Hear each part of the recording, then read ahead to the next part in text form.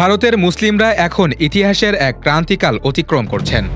স্বাধীনতা পরবর্তী দীর্ঘ ৭ দশকের পথ চলায় এ বিশাল জনগোষ্ঠী নানা চ্যালেঞ্জ মোকাবেলা করলেও সাম্প্রতিক বছরগুলোতে তাদের উপর যে ঘৃণার রাজনীতি চাপিয়ে দেওয়া হয়েছে তার নতুন এক শঙ্কার জন্ম দিয়েছে।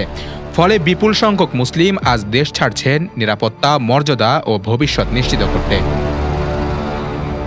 বিশ্বজুড়ে অভিবাসী মুসলিমদের মধ্যে ভারত এখন সিরিয়ার পরে দ্বিতীয় অবস্থানে। যুক্তরাষ্ট্রভিত্তিক গবেষণা প্রতিষ্ঠান পিউ রিসার্চ সেন্টারের তথ্য বলছে, ভারতের প্রায় ১/৩ অভিবাসী মুসলিম। এটা শুধু সংখ্যার হিসাব নয়, এটা একটা সংকেত এই দেশ আর মুসলিমদের জন্য নিরাপদ নয়।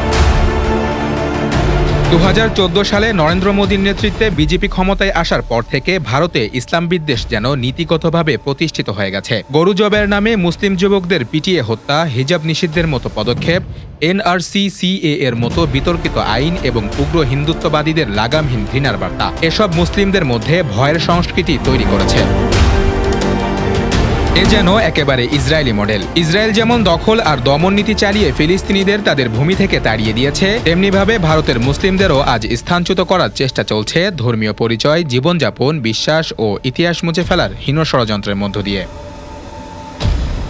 মুসলিম মানে সন্ত্রাসী, এই প্রচারণা, দাড়ি টুপি, পাঞ্জাবির প্রতি ঘৃণা দৃষ্টি, ইসলামী স্থাপত্য ও মসজিদকে বিতর্কিত করার প্রবণতা এখন ভারতের প্রতিদিনের চিত্র।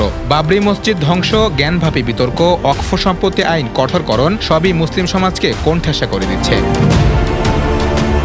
বিশেষত পশ্চিমবঙ্গ, যেখানে একসময় মুসলিমরা তুলনামূলক স্বস্তিতে ছিল, সেখানেও এখন ধর্মীয় বিভাজনের রাজনীতি প্রবেশ করেছে। রাজ্যের ক্ষমতা নিয়ে টানাপোড়েনে মুসলিমদের ব্যবহার করা হচ্ছে ভোট ব্যাংক হিসেবে, অথচ বাস্তবে তারা শিক্ষা, স্বাস্থ্য ও কর্মসংস্থান থেকে বঞ্চিত। সাম্প্রতিক সময়ে উত্তরবঙ্গ ও মুর্শিদাবাদ এলাকায় মুসলিমদের বিরুদ্ধে সহিংসতা ও হয়রানির খবর বেড়েছে।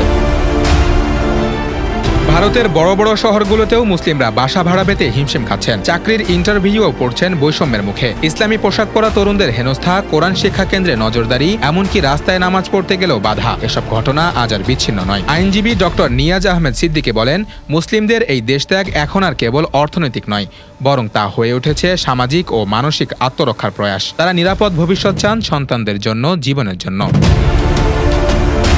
সমাজবিজ্ঞানীরা বলছেন, ভারতের গণতন্ত্র, বিচার ব্যবস্থা ও সংবিধানের ভিত্তিকে ফের দৃঢ় করতে হবে। সংখ্যাগরিষ্ঠ সমাজ, রাষ্ট্রীয় প্রতিষ্ঠান ও নাগরিক সমাজকে এগিয়ে আসতে হবে মুসলিমদের প্রতি আস্থা ফিরিয়ে আনতে। নইলে শুধু মুসলমানরা নয়, ক্ষতিগ্রস্ত হবে গোটা ভারতের ভবিষ্যৎ।